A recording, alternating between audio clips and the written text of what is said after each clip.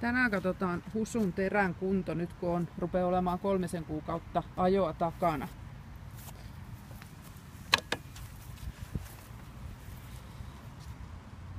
Pistetään PIN-koodi sinne, että saadaan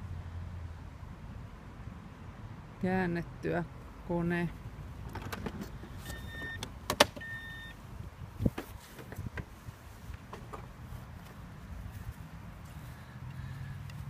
Niin nyt näkeekin, että on kyllä 3 kuukaudessa terät on aika kulunut. Sen erän pitäisi tulla aika paljon ton levyn ulkopuolelle.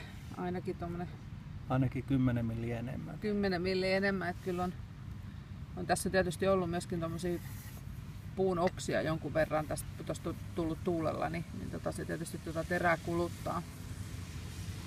Eli teränvaihto tapahtuu ilmeisesti.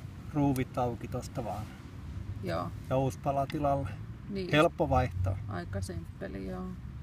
Kyllä, mutta kyllä se tosiaan on vähän osumaa jo ottanut. Hyvä.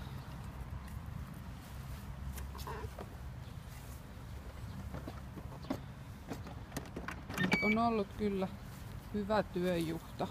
Ei voi kun kiittää. Hienosti on pelittänyt ja se viimekertainen lataus alustalle ajo-ongelmakin poistui sitten. En tiedä, olisiko ollut siellä noissa renkaissa jotain lehtiä niin paljon, että se olisi sutinut paikallaan, mutta nyt ei ole ollut sitä ongelmaa, että hyvin on ajanut perille tonne laturiin. Et se on oikeastaan ainut ongelma, mitä pohdittiin tuossa kesäaikana. Sitä kesti 2-3 päivää, mutta nyt se on poistunut ja Husu toimii taas ihan täysillä. Nyt on siis lepopäivä menossa, kun täällä on ollut niin kuiva, mutta hyvin siis toimii.